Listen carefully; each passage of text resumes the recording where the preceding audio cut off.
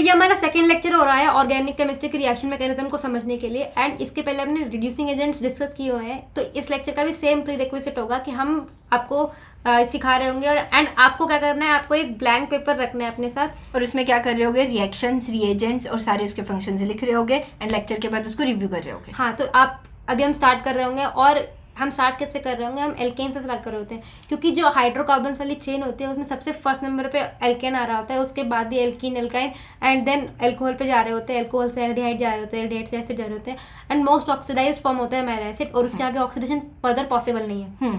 तो अगर अपने बात करते हैं तो एल्केन्स में जनरली हमारे पास होता है 1 डिग्री, 2 डिग्री एंड 3 डिग्री। तो 3 डिग्री की अगर स्पेसिफिक बात करते हैं ना, तो उसको ऑक्सीडाइज करना बहुत ज़्यादा मुश्किल होता है। क्यों? क्योंकि इसमें 3 चेन्स है, तो स्ट्रक्चर थोड़ा बड़ा हो जा रहा है। तो इसीलिए अगर आप 3 डिग्री कार्बन को KMnO4 से ऑक्सीडाइज करवाते हैं, जैसे आइसोब्यूटेन का यहाँ पे एग्जांपल है, तो वो उसको अल्कोहल में कन्वर्ट कर देता है। लेकिन अगर इसी जगह हम 2 डिग्री और 1 डिग्री लेते तो 2 डिग्री और 1 डिग्री में जनरली क्योंकि सिंगल बॉन्ड्स ही हो रहे होते हैं, तो वो ब्रेक कर जाते हैं एंड वो CO2 एंड H2O रिलीज कर रहे होते हैं एंड एज सच उनका कोई एल्डिहाइड या एल्कोहल में फर्दर ऑक्सीडेशन नहीं हो पा रहा है। हाँ, तो अगर अब हम नेक्स्ट रिएक्शन पे चलते हैं, नेक्स्ट रिएक्शन पे चल रहे हैं, तो यहाँ पर हम डिस्कस कर रहे होंगे एल्केन से डायरेक्ट एल्डिहाइड में, मतलब हम एक स्टेप और फर्दर जा रहे हैं। मतलब एक इसके पहले वाला स्टेप होता है एल्कोहल, लेकिन अगर हम डायरेक्ट एल्केन से एल्डिहाइड में जाना है तो हम मोलिब्डेनम के ऑक्साइड यूज़ कर रहे होते हैं। इनके साथ साथ हम वैनेडियम के ऑक्साइड भी यूज़ कर सकते हैं, Cr2O3 यूज़ कर सकते हैं। एंड ये हम क्यों यूज़ कर रहे हैं, क्योंकि ये हैवी मेटल्स होते हैं, हैवी मेटल्स फर्दर ज़्यादा ऑक्सीडेशन करा रहे होते हैं। एंड जो ये वाली ऑक्साइड होती है, molybdenum oxide, vanadium oxide, chromium oxide, उनका एक और पर्पस हो रहा होता है जो होता है एरोमेटाइजिंग एजेंट। वो किसी भी एल्केन की चेन को एरोमेटाइज कर सकते हैं। मतलब वो अगर आपको हेक्सेन की चेन दी है तो वो आपको बेंजीन में कन्वर्ट कर रहा होता है। तो ये सारे जो एरोमेटाइजिंग एजेंट है इनका यही फंक्शन होता है। मतलब ये हैवी मेटल्स के ऑक्साइड्स हैं और ये आपका क्योंकि हैवी मेटल के ऑक्साइड है तो ऑक्सीडेशन फास्ट कर रहे होते हैं एंड एल्केन से एल्डिहाइड में जा रहे होते हैं। तो अभी अगर नेक्स्ट रिएक्शन पे चलते हैं तो नेक्स्ट में पहले हमने देखा एल्केन से अल्कोहल, फिर देखा एल्केन से एल्डिहाइड, अब देख रहे हैं एल्केन से एसिड। तो इसके लिए हम मैग्नीज एसीटेट को यूज करते हैं। हाँ, और ये जो तीनों रिएक्शन थी वो आपकी डायरेक्टली NCERT में मेंशन्ड एंड वो बहुत ही फ्रीक्वेंटली JEE मेन में पूछी जा रही होती है, इसलिए हमने अभी डिस्कस कर दिया है। और इसके बाद हम चल रहे होंगे ऑक्सीडेशन ऑफ एल्कीन एल्काइन। हम एल्केन्स के बाद पढ़ रहे हैं क्योंकि वो नेक्स्ट स्टेप ऑफ हाइड्रोकार्बन्स होते हैं। एग्जैक्टली तो यहाँ पे हम बेयर्स रिएजेंट यूज कर रहे होते हैं, जो सबसे ज्यादा पूछा जाता है JEE मेन में। तो बेयर्स रिएजेंट है क्या? तो ये होता है हमारा कोल्ड डाइल्यूट KMnO4, और इसमें जो डाइल्यूट होता है वो 1% होता है KMnO4, क्योंकि हमने देखा है कि KMnO4 स्ट्रॉन्ग ऑक्सीडाइजिंग एजेंट है। बट अगर हम उसको डाइल्यूट कर देते हैं तो उसकी जो एफिशिएंसी है वो डिक्रीज होती है, तो इसलिए 1% डाइल्यूट होता है। हाँ, तो अगर हम उसको एल्कीन पर देखें तो वो विसिनल डायल बना रहा होता है हमारा जो बेयर्स रिएजेंट होता है। अब डायल्स के 2 टाइप्स होते हैं, विसिनल एंड जेमिनल। अब विसिनल में क्या होता है ना कि अगर हमारा 3 डबल बॉन्ड C है तो ये रिएक्ट करके आ रहा होता है COH, मतलब 2 अलग अलग कार्बन पर हमारे OH आ रहे होते हैं। But in case of geminal dials वो जो दोनों OH हैं वो सेम कार्बन पर आ रहे होते हैं। अब विसिनल डायल में भी 2 टाइप्स होते हैं, यहाँ पर सिन एडिशन हो रहा होता है और एंटी एडिशन हो रहा होता है। तो अगर सिन एंटी की बात करते हैं ना, तो जो हमारा कोल्ड डाइल्यूट KMnO4 है ये सिन एडिशन करवाता है। सिन मतलब डायरेक्शन दोनों OH की सेम होगी, मतलब जैसा यहाँ पर ये डायग्राम में बना है वो सेम सिन एडिशन का केस है। एंटी एडिशन में वो OH नीचे साइड ऐड हो रहा होता है। अब आपका ये होमवर्क है कि एंटी एडिशन किस रिएजेंट के थ्रू होता है, ये आप बता के जाओगे। और एक और चीज ध्यान रखनी है कि कोल्ड डाइल्यूट KMnO4 जैसा सेम फंक्शन जो होता है वो हमारा OSO4 भी करता है, वो भी हमारे जो सिन एडिशन है वो कर रहा होता है। हाँ, तो अभी हमने बेयर्स रिएजेंट कर लिया। इसके बाद हम जा रहे होंगे ओजोनलिसिस पर। ओजोनलिसिस मतलब कि ओजोन के थ्रू ऑक्सीडेशन। ऑक्सीडेशन आपको पता है कि ओजोन के थ्रू ऐसे होता है कि O2 प्लस नेसेंट ऑक्सीजन में रिलीज हो रहा होता है। अब ये 2 टाइप्स के होते हैं, ऑक्सीडेटिव एंड रिडक्टिव। अब ऑक्सीडेटिव ओजोनोलिसिस और रिडक्टिव ओजोनोलिसिस में डिफरेंस क्या होता है? ऑक्सीडेटिव ओजोनोलिसिस में हमारे पास ऑक्सीडाइजिंग एजेंट पेरोक्साइड और होता है, हाइड्रोजन पेरोक्साइड एडेड होता है। जबकि in case of reductive ozonolysis हमारे पास जिंक होता है जो एक रिड्यूसिंग एजेंट होता है। तो अगर हमारे पास ऑक्सीडाइजिंग एजेंट है तो हमारा ऑक्सीडेटिव ओजोनोलिसिस होगा, और रिड्यूसिंग एजेंट है तो हमारा रिडक्टिव ओजोनोलिसिस होगा। एग्जैक्टली तो इसमें प्रोडक्ट में डिफरेंस आता है। अगर हमारा ऑक्सीडेटिव ओजोनोलिसिस है तो ऑक्सीडेशन ज़्यादा हो रहा होता है, तो फाइनल प्रोडक्ट एसिडेंट कीटोन आएंगे। और एक चीज़ याद रखना कि कीटोन फर्दर ऑक्सीडाइज नहीं होता है, कोई हाई कंडीशंस होंगी तभी वो ऑक्सीडाइज होता है और उसमें भी वो ब्रेक कर जाता है।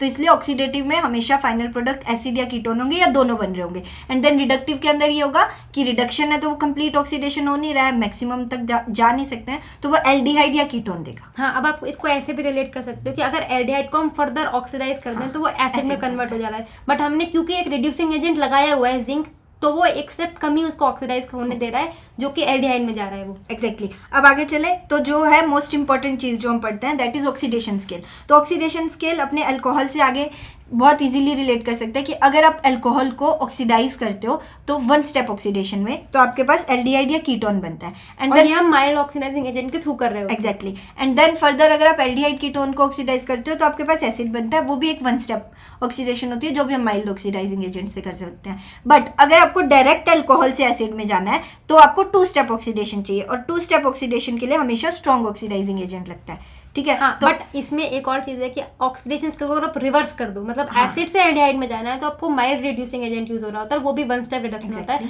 एल्डिहाइड्स कीटोन से अल्कोहल में जाना होता है तो वो भी माइल्ड रिड्यूसिंग एजेंट के थ्रू होगा, एंड डायरेक्टली एसिड से अल्कोहल में जाना होता है तो आपको स्ट्रॉन्ग रिड्यूसिंग एजेंट चाहिए होगा। एंड आप कमेंट में बता के जाओगे कि हम स्ट्रॉन्ग रिड्यूसिंग एजेंट किसको किसको मानते हैं, एंड इस एसिड से अल्कोहल वाले प्रोसेस में जाने के लिए हम कौन सा एजेंट यूज कर सकते हैं। एग्जैक्टली ठीक है। अब अगर आगे चलते हैं तो अब हम डिस्कस करेंगे कि माइल्ड ऑक्सीडाइजिंग एजेंट्स क्या होते हैं एंड स्ट्रॉन्ग ऑक्सीडाइजिंग एजेंट्स क्या होते हैं। हाँ, तो माइल्ड ऑक्सीडाइजिंग एजेंट में सबसे इंपॉर्टेंट चीज़ एक ये होती है कि अगर कोई भी एसिडिक मीडियम में चीज़ या फिर कोई भी बेसिक मीडियम बहुत ज़्यादा मैटर कर रहा होता है किसी भी मेटल के साथ कि वो कौन सी मीडियम है, जैसे Cr+6 अगर बेसिक मीडियम में है तो वो माइल्ड ऑक्सीडाइजिंग एजेंट है, क्योंकि H+ के साथ कोई भी अगर कोई भी मेटल है या कोई भी कंपाउंड है जो भी H+ के साथ एलिमेंट है तो वो अपनी टेंडेंसी से ज़्यादा ऑक्सीडेशन कर रहा होता है, तो वो एसिडिक मीडियम में स्ट्रॉन्ग ऑक्सीडाइजिंग एजेंट होता है एंड बेसिक मीडियम में माइल्ड ऑक्सीडाइजिंग एजेंट होता है।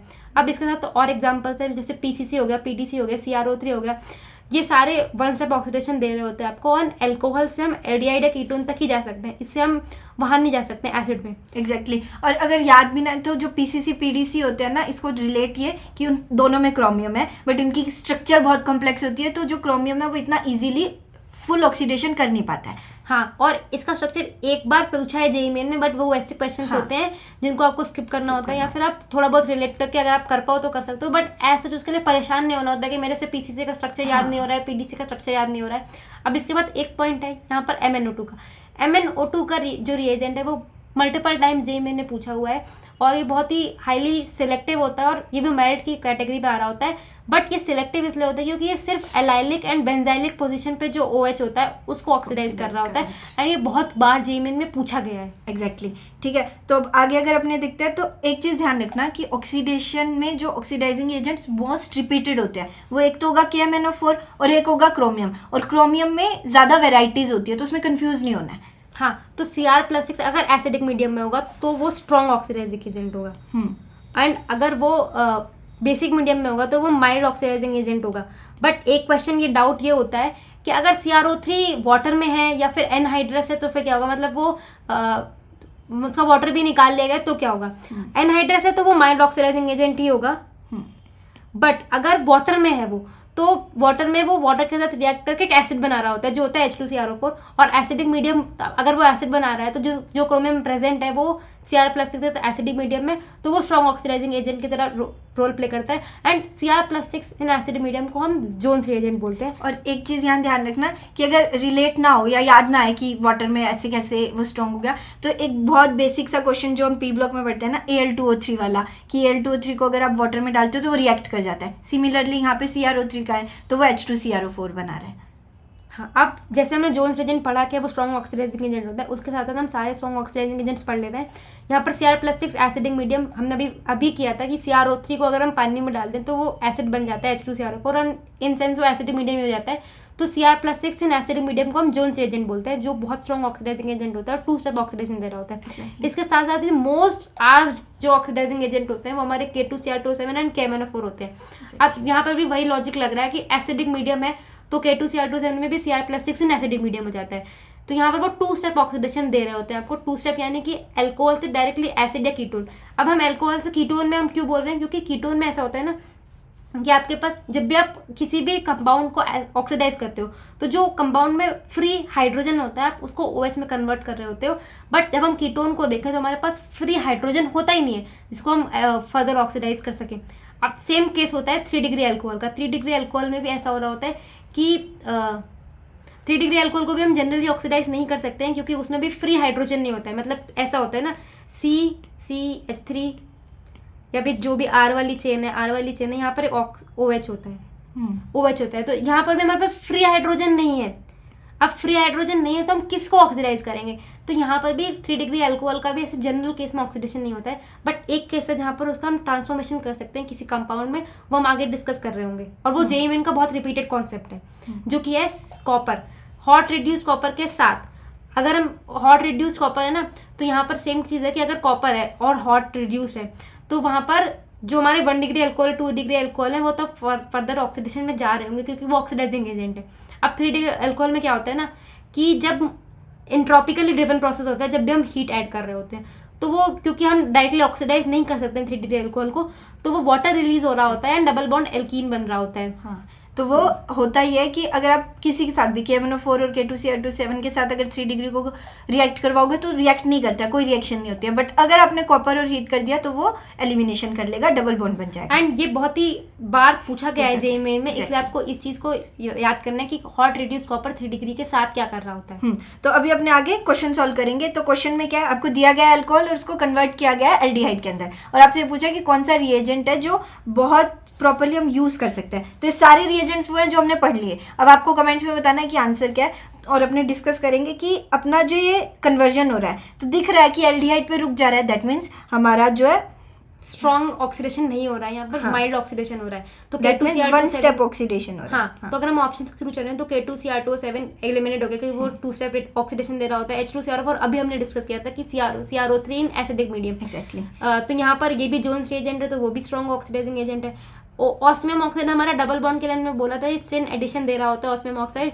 तो हमारे पास हमने एलिमिनेट करके निकाल लिया कि PCC है आंसर, बट PCC क्यों है वो आप कमेंट में बता के जाओगे। एग्जैक्टली, ठीक है। अब आगे चलते हैं। तो आगे वाला जो है ये MnO2 दिया गया। तो अब MnO2 हमें पता है कि हमारा होता है सिलेक्टिव ऑक्सीडेशन, और इसीलिए ये खेलने के लिए इन्होंने 2 OH दिए हैं कि आप किसको ऑक्सीडाइज करवाओगे। तो अगर वो सिलेक्टिव है तो वो सिर्फ जो हमारा डबल बॉन्ड है उसके पास वाले OH को ही ऑक्सीडाइज मतलब एलाइलिक पोजीशन वाले OH को ही ऑक्सीडाइज करेगा। एंड अभी आप इसका आंसर बता के जाओगे कमेंट्स में। एग्जैक्टली, ठीक है।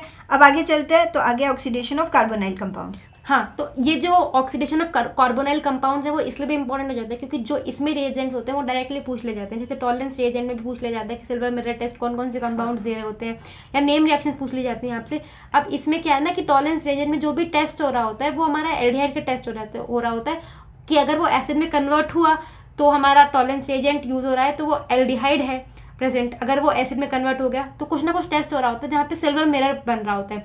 लेकिन जो एग्जैक्ट टेस्ट होता है, जो एग्जैक्ट रिएजेंट होता है, वो यहाँ पर फंक्शन क्या कर रहा होता है, वो Ag+ फंक्शन कर रहा होता है क्योंकि Ag+ से Ag पे जाना चाहता है, इसलिए वो ऑक्सीडाइज कर रहा होता है। अब इसके बाद हम फेलिंगटन बेनेडिक्ट सोल्यूशन में भी देख रहे होते हैं कि CO2+ यूज हो रहा होता है और वो भी एल्डिहाइड से एसिड में जा रहा होता है। और उसमें आपको ये बता के जाना है कि कंपाउंड्स क्या यूज हो रहे होते हैं। अब इनको रटना नहीं है कि एग्जैक्ट ये कंपाउंड होता है, बस माइंड में रहेगा तो वो ऑप्शंस में ही क्वेश्चन पूछते हैं। जो बेनेडिक्ट सोल्यूशन होता है, स्पेलिंग सोल्यूशन होता है, उसमें CO2+ के साथ एक एसिड यूज हो रहा होता है, जैसे टार्टरिक एसिड होता है, सोडियम टार्टरेट यूज हो रहा होता है। तो आप बता के जाओगे कंप्लीटली कि क्या यूज हो रहा होता है।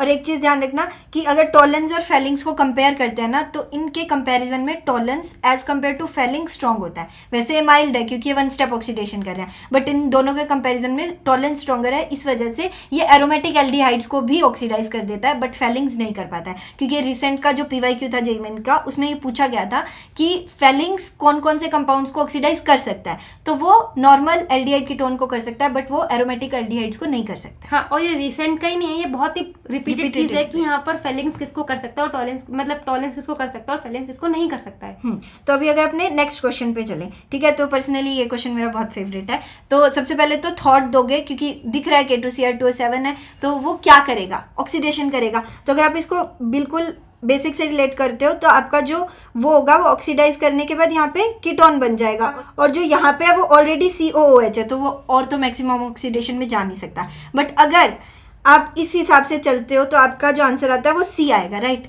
लेकिन आंसर C नहीं है। एक्चुअल में होता क्या है ना कि जब भी आपके पास ऐसा कोई कंपाउंड है कि आपके पास कीटोन भी है और आपके पास एसिड भी है, तो आपको एक चीज देखनी होती है कि क्या वो बीटा कीटो एसिड तो नहीं है। बीटा कीटो एसिड मतलब जो OH है उसके साथ वाला कार्बन अल्फा होता है और दूसरा बीटा होता है। तो अगर बीटा पे कीटोन लगा हुआ है तो अगर आप हीट दोगे ना थोड़ी सी भी, तो CO2 रिलीज होती है एसिड वाली। तो ये वाला जो COOH है इसमें से CO2 रिलीज हो जाएगी और हाइड्रोजन जो है वो यहाँ पे लग जाएगा, तो ये एक्चुअल में ये कंपाउंड बनेगा। तो आंसर इसका B होगा, C नहीं होगा। तो ये छोटे छोटे जो ट्रैप्स होते हैं ना, इनको अपने पास लिख के रखना है, ठीक है, अब आगे चलते हैं। आगे अपनी इटार्ड रिएक्शन। इटार्ड रिएक्शन में क्या हो रहा होता है ना कि जो हमारा टोलुइन है, ये हमारा टोलुइन के टेस्ट के लिए भी यूज हो रहा होता है कि अगर हमारा बेंजल्डिहाइड बन गया तो ये यहाँ पर टोलुइन पहले प्रेजेंट था, यहाँ पर CrO2Cl2 यूज हो रहा होता है in the presence of CCl4। अब CrO2Cl2 क्रोमाइल क्लोराइड टेस्ट में भी यूज हो रहा होता है, और क्रोमाइल क्लोराइड टेस्ट में कैसे यूज हो रहा होता है वो आप कमेंट में बता के जाएंगे। और एक और चीज होती है कि अगर आपको CrO2Cl2 CCl4 की जगह KMnO4 दिया जाता तो कंपाउंड क्या आता, तो वो आता है हमारा बेंजाइलिक एसिड बनता है। एंड उसमें एक चीज ध्यान रखना, क्योंकि आपको बेंजीन रिंग के साथ कोई भी कितनी भी लंबी अल्केन की चेन दी जाएगी ना,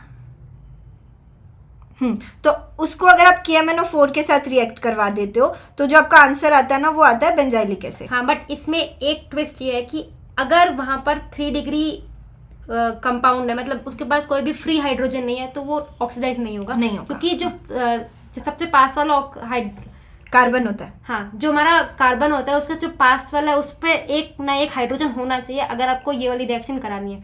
एग्जैक्टली। हाँ, बट एक और चीज़ है कि एक बार JEE में ये भी पूछा गया है कि जो CrO2Cl2 के साथ रिएक्शन कराने के बाद जो इंटरमीडिएट बनता है उसमें क्या यूज हो रहा होता है, मतलब क्या बन रहा होता है, वो आप एक बार देख लीजिएगा।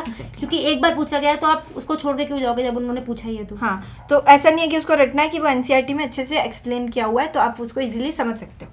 ठीक है, इस सेशन का होमवर्क क्या होगा, आपका होमवर्क होगा प्रॉपर लैंग पेपर पे लिखनी है प्रॉपरली सारी रिएक्शंस आपने जो भी अभी तक रिवाइज किया है जो भी, और इसके बाद आपको 2 बार इस चीज़ का रफ करना है कि आपने कैसे कैसे ऑक्सीडाइजिंग एजेंट्स को रिलेट किया है। ऑल्सो इसके बाद हम आपको ऑक्सीडाइजिंग एजेंट्स की प्रॉपर शीट दे रहे होंगे टेलीग्राम पर ही, जहाँ पर आपको क्वेश्चंस देंगे, और उनको हम ऐसे क्वेश्चन नहीं कि हमने खुद से सिलेक्ट कर लिया, उसको हमने मोइस्चर से पूछ कर क्यूरेट करके कम्प्लीटली कि जो अभी का रिसेंट का पैटर्न है उसके अकॉर्डिंग हमने उसको सेट किया है। एंड उससे आपकी बहुत ज़्यादा हेल्प इसलिए हो रही होगी क्योंकि वो क्वेश्चंस अभी के रिसेंट पैटर्न्स में भी है और वो हमारी साइड से क्यूरेटेड है, हमारे एक्सपीरियंस क्यूरेटेड है, एंड ऑल्सो मोइस्चर ने भी बहुत हेल्प करी हमारी उसमें। एग्जैक्टली। ठीक है, तो आपका ये रिस्पॉन्सिबिलिटी बनती है कि उनको अच्छे से यूज़ करना है एंड रिविजन डन रखनी है। एंड टेलीग्राम चैनल ज्वाइन करें क्योंकि उस पर ही हम आपको ये सोल्यूशंस एंड क्वेश्चंस दे रहे होंगे। एग्जैक्टली। ठीक है, take care, bye bye, all the best. एक बार और